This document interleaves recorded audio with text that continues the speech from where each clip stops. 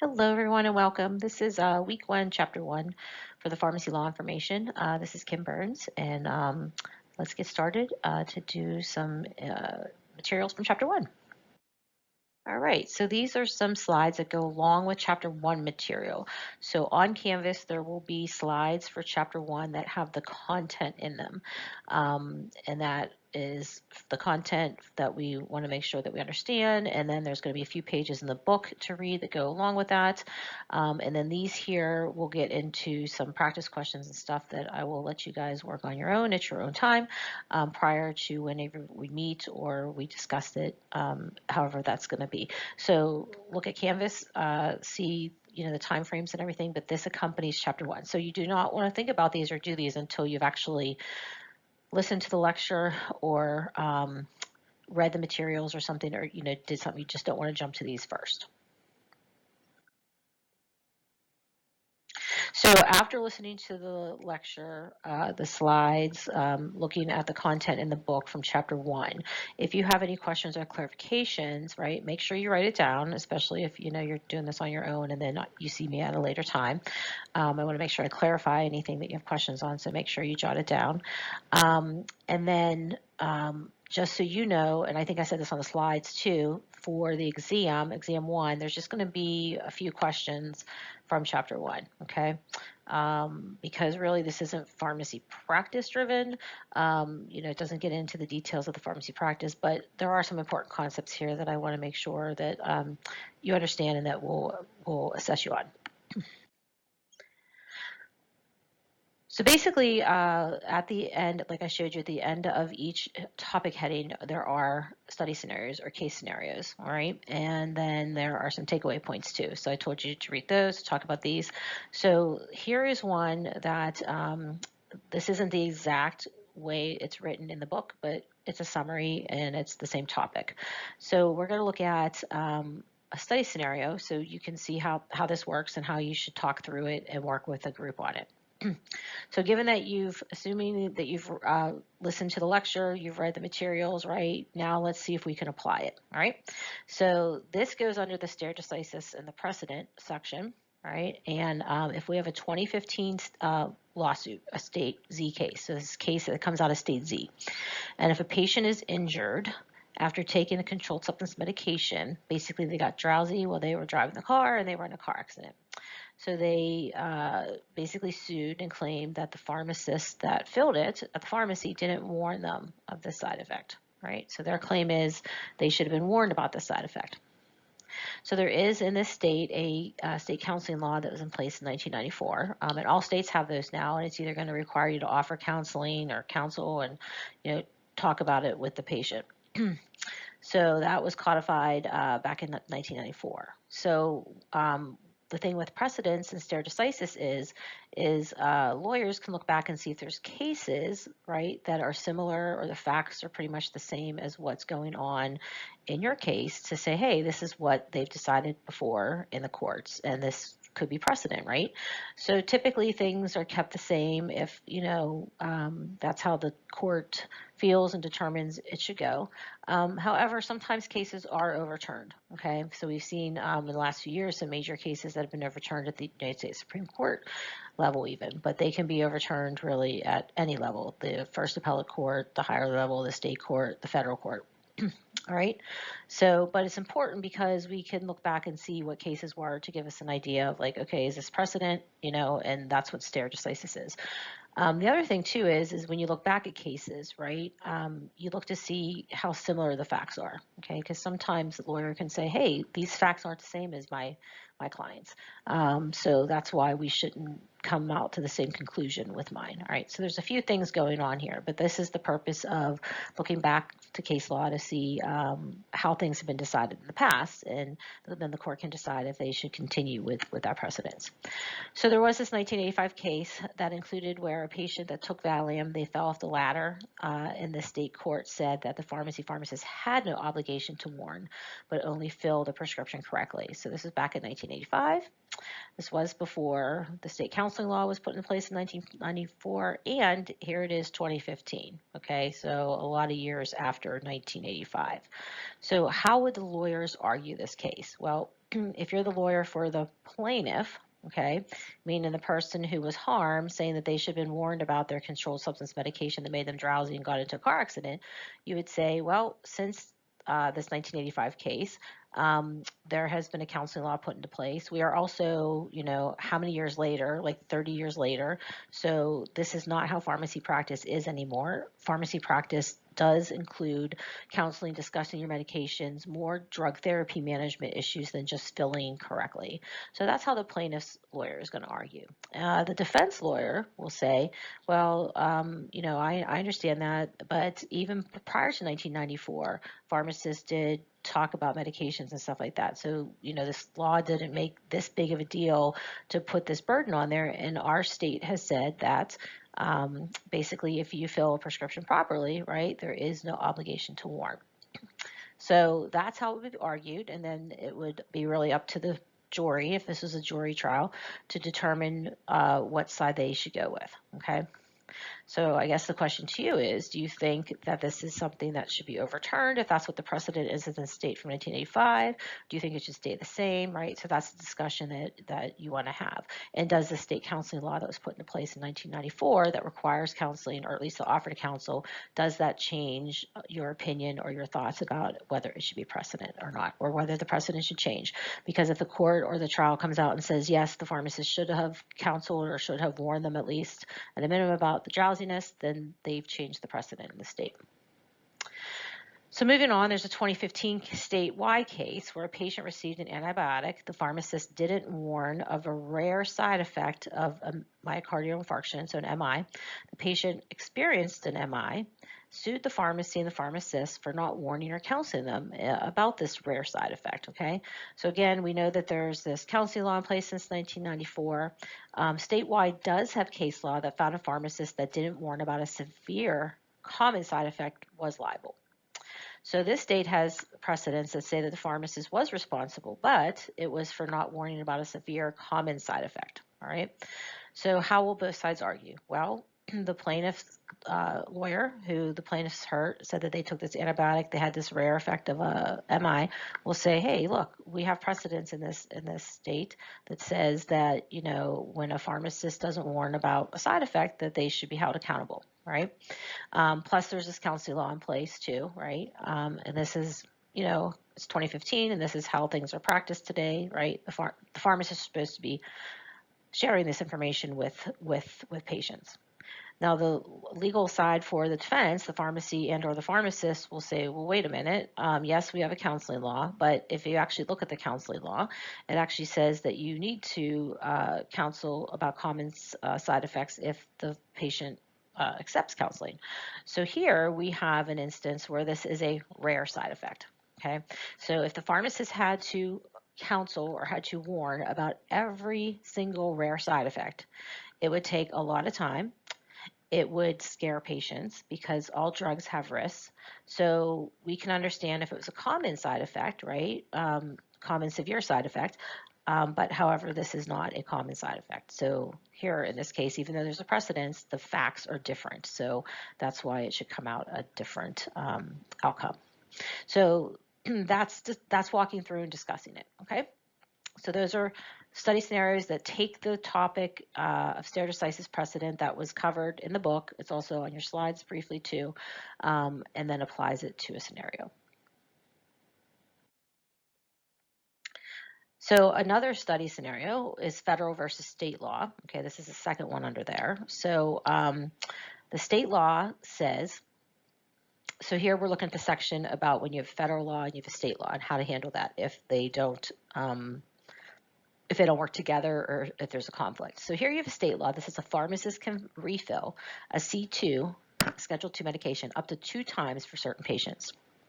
So maybe cancer patients or something like that. So we have a state law that says pharmacists can refill Schedule II medications up to 2 times for specific patients. Federal law says no refills of C2 medications, and that's actually what the federal law is, okay? So federal law says when a doctor writes a prescription for Schedule II medication, maybe Percocet, Ritalin, anything, the prescriber cannot put any refills on that medication, okay? But the state law says, well, under certain circumstances, C2s can have refills, okay? So which law would you follow and why? So this brings in the concept, if you, again, on the slides, in the lecture, in the book, there's a page or so about when you have two laws that speak to the same thing pretty much. So you have the federal law that says no refills on C2s, and you have the state law that says yes, at times you can. So you have to look at it and say, which one is stricter? Okay, well, the federal law is stricter here because they're saying under no circumstances, no refills. The state law is less strict, right? So here, is this a conflict or not? Well, when you look at the hierarchy of things, right, you got the U.S. Constitution, you have federal law, then you have state law. So this is a conflict because if the pharmacists were to follow the state law and give refills of a C2 at some time, this would violate federal law. So under the hierarchy scheme, the pharmacist would need to follow the one that says no refills. Now, if you flip that around, okay, and federal law said you could have refills under certain circumstances, and state law says you couldn't, you would follow the state law because the state law is stricter, and they're allowed to be stricter, right? Because that's not a conflict. That wouldn't be a conflict if it was flipped around. But in this instance, the state law is a conflict, so the pharmacist would say, I need to follow federal law. So even if the doctor writes refills on a C2 for patients that are allowed to have them under state law, the pharmacist would still want to follow federal law and not put any refills on the prescription, and that's because of the hierarchy. So that's how you would walk through something like that. So another question that's similar, a state law provides you must do a physical inventory of all C2s every month. Federal law says that you must do a physical inventory of C2s at least every 2 years. Your company requires an ongoing perpetual inventory of all C2s. So here, we know there's a state law, we know there's a federal law, and then our company has a policy too. So remember, even though on the law exams, I'm not testing you on the policy, I want you to see how this comes into play here. So how do you proceed, right? What are the potential consequences for each action? So first, let's just look at the state and the federal. So if the state says you must do a physical inventory of all C2s every month, and the federal law says every 2 years, which that is the case, who's stricter? Well, in this instance, the state's stricter, okay? So by the pharmacist doing an inventory of all C2s every month, okay, versus every 2 years, they're not violating federal law. They're doing something that's stricter. So if we're just looking at state and federal, right, you would say, I need to follow state law, right, because it's stricter than federal law. And by me following it, it's not a conflict, so I'm not going against the hierarchy scheme. However, you also know that you have this policy that says you need to do an ongoing perpetual inventory. What does that mean? Well, again, if there's any terms or anything that you're not sure about, ask. But this term is used in the controlled substance chapter, but I'll just mention what it is here. So an ongoing perpetual inventory means you are doing one on an ongoing basis. So basically, if you get a prescription in for Percocet, it is going to take it out of the inventory. You're going to have some kind of record of inventory. Let's say you have 300 in. Now you fill 30, now you have 270 in. You fill another 30, now you have 240 left. You order 100, now you have 340. You're doing it on an ongoing basis. So at any time, you're going to be able to look and say, okay, this is the amount that I should have. Here's what I've dispensed. So you're keeping it on a perpetual, ongoing basis, compared to just counting every 2 years or compared to counting every month. So your company policy is the strictest. When you work there, you're going to follow your company policy. It does not conflict with state law. It does not conflict with federal law. There's nothing wrong with this. Companies want to find an issue sooner than later. So a perpetual inventory is actually a good thing. Many companies do it because it can help identify if there's a concern with any missing controlled substances prior to either a 2-year check or a month check or anything like that. So how do you proceed? So if you're at this place of business, obviously you're going to follow your company policy, okay? If this company policy wasn't in place, you had no policy, then you would follow your state law because your state law is the strictest, all right? If you would follow federal law, that's the least strict. The federal government's not going to come after you because you followed them, but the state law can come after you, or the state can come after you and say, hey, you're not following the state law. So there's a consequence there. Also, if you're following the federal law, not only can the state come after you and charge you for not following their rules or regulations or laws, your company can also say you're not doing what you're supposed to be doing under our policy. So what's the consequence there? You can be disciplined at work, so you could be put on probation, you could be written up, or even possibly you could be fired. So that's the consequences, all right? So by following the federal government won't have any consequences for you, but the state and your company might. If you follow the state, That's stricter than the federal government. So the federal government's not going to come after you for that. The state's not going to come after you for that. But your company is going to have a concern with that because still you're not meeting their higher standard. So again, if an exam question, MPJ question asks your obligation in general, can you distinguish between this is my legal responsibility versus this is an employer obligation, right? And why is this important? Because if the test question is simply asking you if they give you these facts, are you going to follow state or federal, right? And they're just looking at those two, right? Then you would want to know how to answer that. But sometimes a company policy might be less strict than a law as well, because it does happen. It's not intentional usually. It's just maybe the policy hasn't changed and maybe the law is updated or something like that. But you need to know how to navigate the laws from the policies of your company, and that's the purpose of me discussing this here. So now I have some multiple choice questions, all right? So you can put this on hold, you can read it yourself, you can try and answer it. What I always recommend you to do as a good exercise is read the question, read each of the answers, okay? And then after you read the question, before you read the answers, hopefully you know what the topic is and you should know what the question or what the answer should say or something like what it should say, because you know the answer and you're going to try finding it. But if not, that's fine. You then read all A, B, C, D, right? But you're going to have to recall or go back to a topic to be able to apply it. And then if you think, oh great, I think A is the answer, well, you're going to have to then, I would recommend you read B, C, and D still and make sure you can rule out why those ones are incorrect. So if you need to put me on hold as you read this and try and answer it, do that. But then I'm going to then give you the answer by walking you through as well as talking about why the other ones are wrong. So here we have a patient who is suing a pharmacy in a lower court in state A. So again, a state is like a federal government where they have a lower court, they have an appellate court, they have a state Supreme Court. Okay, so this is a lower court. They cite a case with essentially the same facts that were decided by the Supreme Court of state B. So state A has a case at the lower level. They're looking at state B, Supreme Court, that has a case with the same exact facts. Okay, so what is the best answer is whether state court A must follow Supreme Court's decision in state B. So the principle A, the principle of stare decisis requires the court to follow the decision. B, the principle of stare decisis requires the court not to follow the decision. C, the lower court might consider the decision but does not have to follow it. And D, the lower court will likely not consider or follow the decision. So how do we go about this? Well, what's the concept of stare decisis? What does it require?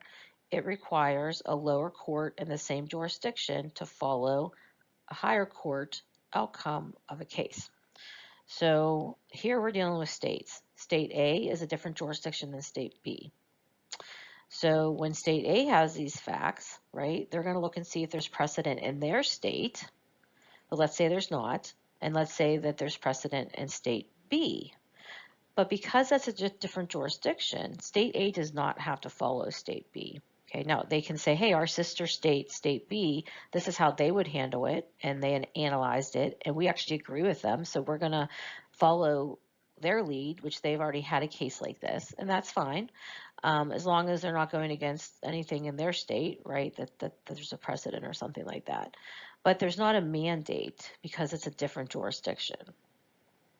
So A, the principle of stare decisis requires the court to follow the decision. No, because A, state court A is a different jurisdiction than state B, so they're not mandated to follow it, so that's incorrect.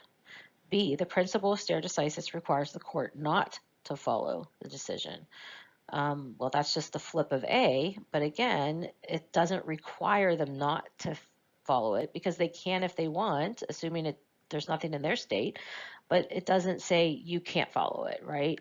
Yes, state A can say, hey, this is how our sister state decided this type of fact pattern, and we want to follow their lead.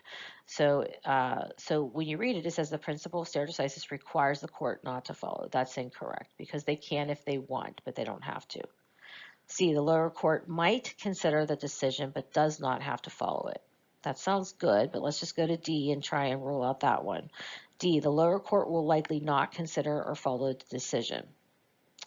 So I think I can narrow it down between C and D, right? So let's look at D. The lower court will likely not consider it. Well, if state A does not have its own precedent, and there's this fact pattern, and state B has the same exact fact pattern at the Supreme Court level, right?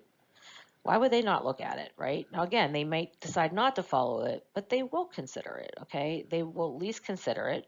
Will they follow it? Possibly, because at least there's something out there and there's an analysis of it, right? And they see how another state has done it. But this says they will likely not consider or follow the decision. Okay, we don't ultimately know what the outcome is. However, given that their state has nothing another state does at the higher level, they're going to look at it. All right. C, let's go back to C. So the lower court might consider the decision, but does not have to follow it. So that's what I've been saying. Given that it's a different state, they can consider it, right? And they most likely will, but they don't have to follow it. If for some reason they feel that's not the best decision for their state for some reason, even though it's the same fact pattern, that's up to them. And occasionally we see that. States decide on the same topic in a different way. So here the correct answer is C. So when you went through and you read it and you looked at the answers, were you able to go right to the answer? If so, that's wonderful because you understand the concept, but at the same time, it's a good exercise to go through why A, B, and D are wrong as well and be able to explain it. All right, so now let's look at one between civil and criminal law, get into these topics. So we have a pharmacist that dispensed the wrong drug, which caused injury to a patient. The patient sued the pharmacist and pharmacy for damages. What type of action is this? So in the book on the slide, there's a little bit of information about civil versus criminal versus administrative. I know I've covered this in other classes as well. Lectures, so this is probably multiple times you've heard this. So I'm not going to go back through civil, administrative, and criminal law again, but you can go back and look at it if you want. But because here a pharmacist dispensed the wrong drug, there's an alleged injury, the patient is suing, they're looking for damages, this is going to be a civil action. It's not a criminal action because there wasn't a crime committed, and then that would be like the state coming after them, like the Attorney General's office or the district magistrate or something is going to make charges. Okay, so this is not a criminal action. Then C is either a civil or a criminal action. Well, no, it's not going to be that. It's going to be a civil action. Okay, again, it's not going to be criminal. And then D is neither. Well, that's wrong because it is a civil action. They're looking for damages. What kind of damages? They're probably looking for money. All right, because that's usually how we have our consequence for an injury in civil matters is to give back money. Occasionally they might look for something else, such as like stopping us from doing something, right, or making us follow through with a promise or something like that. But here they're claiming they were damaged and they want, which is harm, they want the damages covered. So this is a civil action. State versus federal law. So assume that a state passed a law specifying that only a pharmacist may sell pseudoephedrine from a licensed pharmacy. Assume the federal law allows pseudoephedrine to be sold through any retail outlet. A consumer sued the state to have the state law invalidated because it conflicts with federal law. The consumer will, okay, and then the answer is win, win, lose, or win. So let's go through this. So here it's looking at a state law that basically says pseudoephedrine can only be sold from pharmacies, where the federal law says it can be sold from a retail outlet. So in addition to pharmacies, a retail outlet could sell it too. So you don't have to have a pharmacy. That's actually what the federal law is. Now, it does have other requirements. It has to be behind the counter, things like that, but it does not have to be a pharmacy that sells it. All right. But let's say a state says, okay, we want it only sold from a pharmacy, right? They're probably going to give a reason why, but that's what the state law is. So can we follow the state law without violating the federal law? Yes, because the state law is stricter. By following the state law and only selling it from a licensed pharmacy, we're not violating the federal law, we're just being stricter than what the federal law is, okay? It's not a conflict here. So A, will the consumer likely win on the basis that the state cannot regulate pseudoephedrine because it's already been regulated by the federal government? So this gets to the doctrine of preemption, right? So now because there's a federal law, states are preempted from doing something that conflicts, but they're not told that they can't do something that's stricter, okay? So A is wrong. B, likely will win on the basis of the preemption doctrine. So that's just another way of kind of saying A, if you will. So that's incorrect. C, likely lose because the state is more strict than the federal law. That sounds good. I just kind of walked you through why it is stricter. But let's see what D is. D is likely win because the state law is less strict. If the state law was less strict, right? So if we flip that and it was less strict, then you would need to follow the stricter of the two, which is federal, right? So here the answer is C. The consumer will likely lose because state law is more strict than federal law. When the pharmacist or when the law is followed, it's not at the state level, it's not violating the federal law, it's just stricter. So again, the correct answer here is C. All right, let's look again at judicial opinions, stare decisis. So assume that the Supreme Court of Arizona issued an opinion that pharmacists have a legal duty to warn the prescriber and the patient if a prescription is written for a dangerously high dose. So how do they define that? That's a discussion for a different day, but that's what the legal opinion is. So let's look into this opinion. So let's see what's being asked here. Is merely an opinion and carries no authority. Would be binding on all lower courts in Arizona. Would be considered by lower courts but is not binding. Would be binding on lower courts in every state. So what is stare decisis again? What is precedent? That is where you have a court case already in a certain jurisdiction, right? State jurisdiction, federal jurisdiction.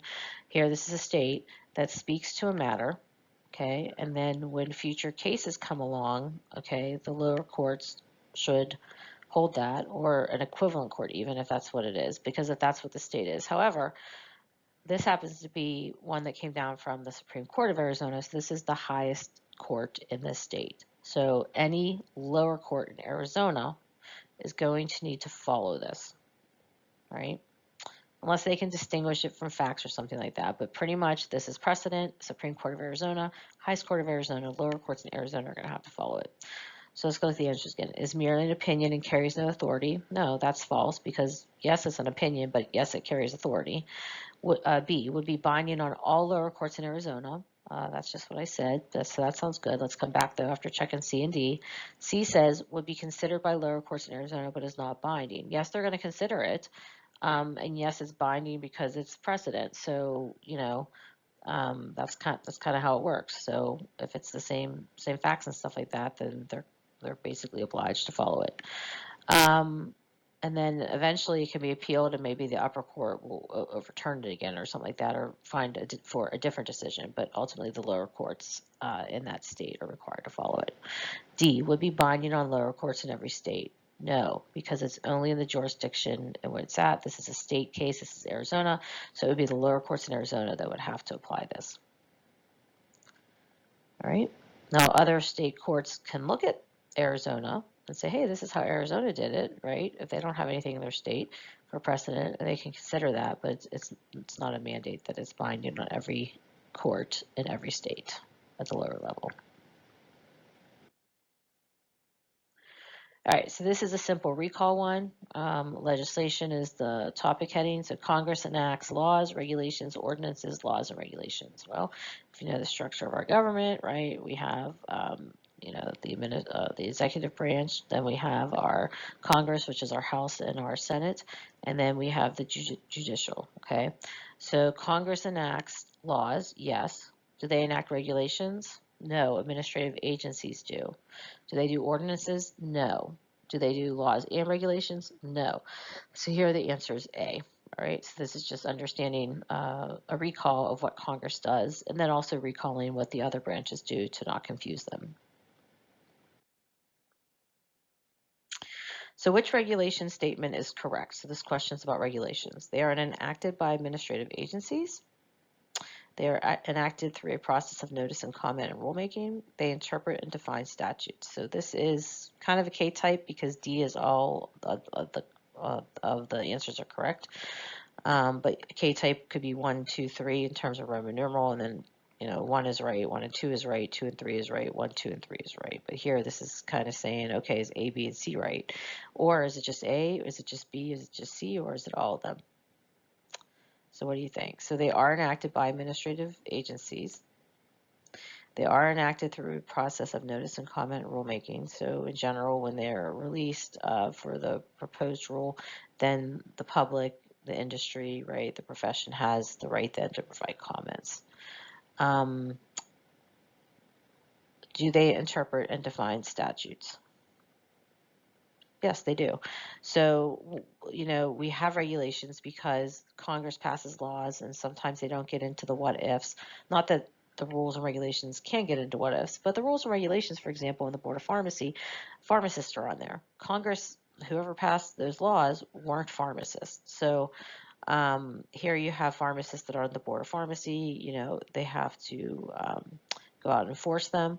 But these rules and regulations basically interpret and define statutes further. So the answer here would be B. I'm sorry, D. D is in dog. All right, so that's me walking you through that. Okay, I'm not going to do that for every, slide presentation and every chapter or something like that. That was just showing you how, hey, this is how you should do this, okay? But hopefully you tried to talk them through and you answered them before you listened to me. So again, if there's any questions, clarifications after going through all this, write it down. Unless I'm there with you live, but if I'm not, write it down and then we can discuss your concerns. If you're unable to find it through readings or through the book or however you're researching, right? There's multiple ways. If you're not able to find the answer, then yeah, reach out. Now, I can't give you legal advice, but I can try and give you, answers. So if someone says, well, what if this circumstance happens at the pharmacy, how should my pharmacist have done that? I really can't give you legal advice, but I could say, okay, well, then let's look at the law. So maybe this would have been the best way to apply it, right?